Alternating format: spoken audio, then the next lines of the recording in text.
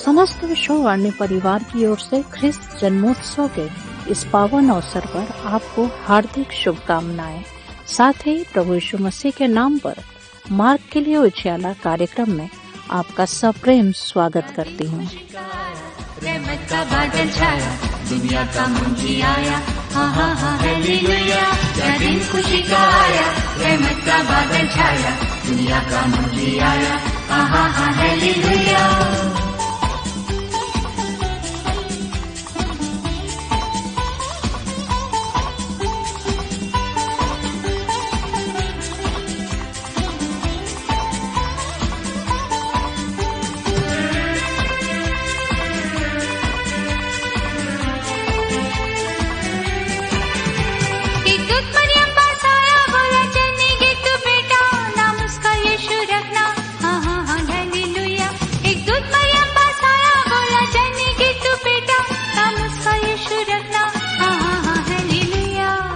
खुशी का आया, रहमत का बादल छाया, दुनिया का मुंजी आया, हाँ हाँ हाँ हालेलुया, क्या दिन खुशी का आया।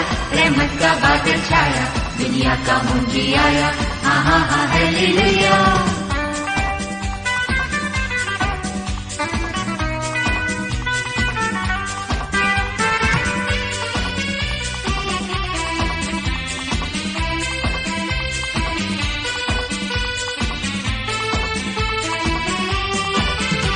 पूरब से निकला तारा, जिसने किया इशारा, रास्ते का बना सहारा, हाँ हाँ हाँ हालेलुया। पूरब से निकला तारा, जिसने किया इशारा, रास्ते का बना सहारा, हाँ हाँ हाँ हालेलुया। क्या दिन खुशी का आया, रहमत का बादल छाया, दुनिया का मुंजी आया, हाँ हाँ हाँ हालेलुया। क्या दिन खुशी का आया, रहमत का बादल छाया, दुनिया का मुंजी आया, हाँ हाँ हाँ हालेलुया।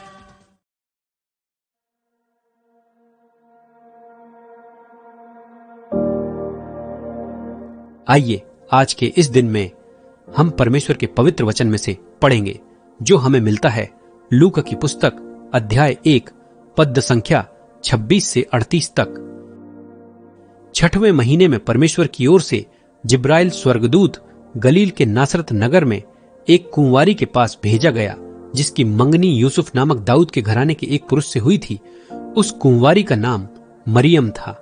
स्वर्गदूत ने उसके पास भीतर आकर कहा, आनंद और जय तेरी हो, जिस पर ईश्वर का अनुग्रह हुआ है, प्रभु तेरे साथ है। वह उस वचन से बहुत घबरा गई और सोचने लगी कि यह किस प्रकार का अभिवादन है।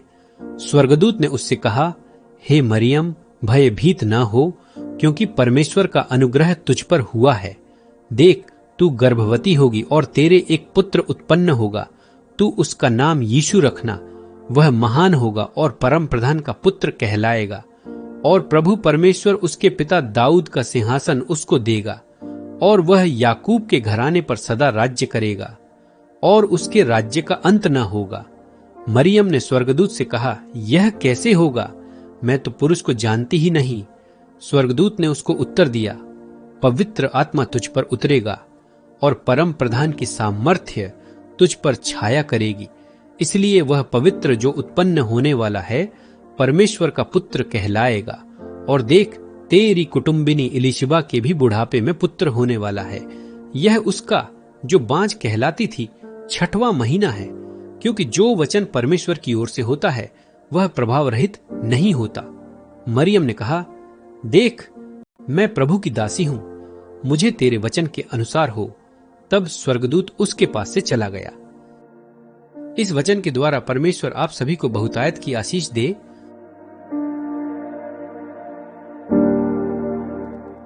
प्रत्येक सुनने वाले को प्रभु यीशु मसीह के नाम से प्रेमी सलाम। आज इस एक और दिन के लिए हम परमेश्वर को धन्यवाद देते हैं। परमेश्वर ने एक और दिन हमारे जीवन में दिया, और विशेष रूप से ये एक ऐसा अवसर हमारे जीवन में दिया जो हमें खुशी और आनंद की ओर अग्रसर करता है। हम इस नए दिन के लिए परमेश्वर को धन्यवाद देते हैं। प्रियो, आज जो पोषण हमारे सामने पड़ा गया, सुंदर पोषण है, पवित्र पोषण है, वचन है, परमेश्वर का वचन है, अध्ययन करने का विषय है, मनन करने का विषय है, जीवन में लागू करने का विषय है। हम जिस शख्स के बारे में इसमें पढ़ते हैं, ये वो पृथ्वी की जगत की पहली स्त्री थी जो उद्धार के अनुभव से गुजरी, जिसने एक उद्धारकर्ता को अपने कोख से जन्म दिया। हम उस मरियम की बात करते हैं जिस मरियम को जिब्राइल स्वर्गदूत ने आके दर्शन दिया और सारी इन बातों को उसको सिलसिलेवार बताया। हम परमेश्वर को धन्यवाद देते हैं। प्रियो, ये बात यहाँ पे ध्यान देने योग्य है कि हम जब इस जमीन पे जिंदा हैं तो यूं ही नहीं जिंदा हैं। जो जीवन परमेश्वर ने हमको मनुष्य का करके दिया है, ये ऐसे ही नहीं दिया है, एक खास मकसद से उसने दिया है। अपने उद्देश्य को हमारे जीवन से पूरा करने के लिए उसने दिया है। वो एक अलग बात है कि हम अपने जीवन में कितना परमेश्वर को, पवित्र आत्मा को अलाउ करते हैं कि वो हमारे जीवन से होके कार्य करें। मरियम जो थी वो एक पवित्र स्त्री थी और वो परमेश्वर का भय रखने वाली स्त्री थी। वो हर समय प्रार्थना में रहती थी, प्रार्थना में जीवन उसका था और वो परमेश्वर की उपस्थिति में बनी रहने वाली स्त्री थी। दूसरी बात, वो सुनने वाली स्त्री थी। हम जब वचन को पढ़ते हैं अक्सर, या जब हम पढ़ते हैं तो सुनते कम है, आपने देखा होगा। या फिर हम जब प्रार्थना में जाते हैं तो प्रार्थना में हम सुनाते ज्यादा है, सुनते कम है।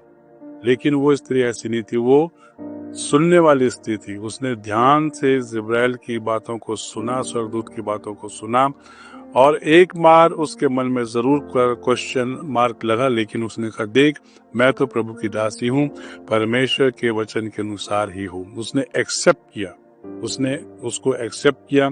अब उसके सामने संसार क्या कहेगा उसकी उसको चिंता नहीं थी, क्योंकि वो जो थी खुदा के सामने वो उसको मालूम था। आज हम जो परमेश्वर के सामने जैसे हैं, हमको मालूम होना चाहिए परमेश्वर हमसे क्या अपेक्षा करते हैं, परमेश्वर हमसे अपने काम को किस तरीके से पूरा करते हैं। क्या हम उसके लिए तैयार रहते हैं कि परमेश्वर अपने काम के लिए हमें इस्तेमाल करे, हम उसकी उस योजना में शामिल हैं, तो हम अपने आप को उसके लिए प्रिपेयर करें। जो बहुत महत्वपूर्ण बात थी, वो बहुत दीन और नम्र स्त्री थी, और जो नम्रता है, दीनता है, वो सारी विशेषताओं से ऊपर उठकर एक विशेषता है, और ये मरियम के अंदर थी।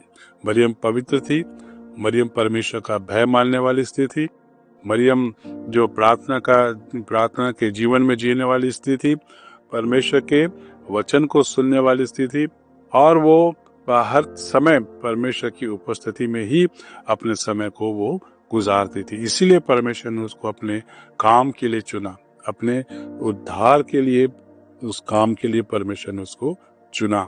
हमारा भी जीवन ऐसा हो। आज जब हम एक नए साल की तरफ भी जा रहे हैं और एक नए दिन में भी हम प्रवेश कर रहे हैं, एक नया दिन हमारे जीवन में परमेश्वर ने जोड़ा, अपने आप को हम जांचें, अपने आप पर हम गौर करें, परमेश्वर से मांगे, पूछें, प्रभु, हम आज भी जिंदों की जमीन पे आपने हमको एक रोशनी दी है, आपका मकसद हमारे जीवन से क्या है। प्रभु, इन वचनों के द्वारा हम सबको आशीष दें। प्यारे परमेश्वर पिता, हम प्रार्थना करते हैं, प्यारे प्रभु, आज की सुबह हर एक आपके ऐसे लोगों के लिए जो आज निराश हैं, उदास हैं, चिंता में हैं, प्यारे खुदावन, चाहे वो बीमारी के कारण परेशानी में हैं, आर्थिक तंगी के कारण परेशानी में है, घर में अशांति है, शांति नहीं है, और प्रभु जो भी आज कारण है लोगों के जीवनों में, परिवारों में जहाँ शांति नहीं है, मैं आज दुआ करता हूँ प्रभु प्रत्येक ऐसे परिवार के लिए यीशु मसीह की शांति उन परिवारों में आने पाए, यीशु मसीह का वो आनंद उन परिवारों में आने पाए, वो प्रभु नए जन्म का वो अनुभव उन लोगों को मिलने पाए। यीशु जी, आप चरनी में नहीं बल्कि आज आप दिलों में परिवारों में प्रभु जी आप आए, दिलों में प्रभु आप जन्म लें, आप उनको आशीष दें। प्रत्येक को जो आज बीमारी के बिस्तर पर है, यीशु मसीह के नाम से मैं दुआ करता हूँ, उनके बीमारी के बिस्तर पलटे जाएं। आज की सुबह मेरे खुदावन, कोई जरूरतमंद है, आपके स्वर्गीय भंडार से उनकी जरूरत को आप पूरा करें। जो आज चिंता में हैं, जो आज कंफ्यूजन में हैं, जो आज पति पत्नी परिवार में एक दूसरे को शक की निगाह से देख रहे हैं, यीशु के नाम से पश्चाताप की आत्मा उनके जीवनों में आए और प्रभु एक दूसरे को प्रेम करने वाली आत्मा उनके जीवन में आने पाए। प्रभु जी, आपका अनुग्रह वहाँ पर दिखने पाए, आपकी बड़ी दया वहाँ पे दिखने पाए।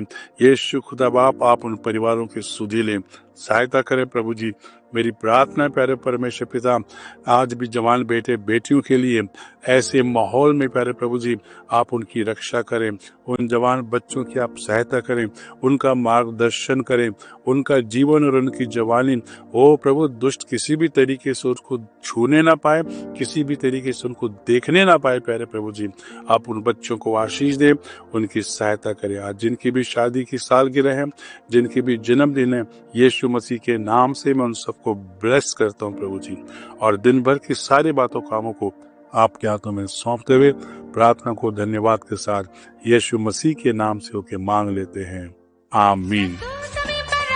परमेश्वर वचन सुनाए, यीशु चरनी में पाए, हाँ हाँ हाँ हालेलुया, स्वर्गदूत समीप पर आए। मसीह में प्रिय, विश्ववाणी प्रार्थना सेंटर में हमारे प्रार्थना योद्धा आपके लिए प्रार्थना करने को 24 घंटे उपलब्ध है। आप किसी भी समय हमारे टोल फ्री नंबर पर प्रार्थना के लिए संपर्क कर सकते हैं। हमारा टोल फ्री नंबर है 1-800-270-0333। प्रभु आपको आशीष दे।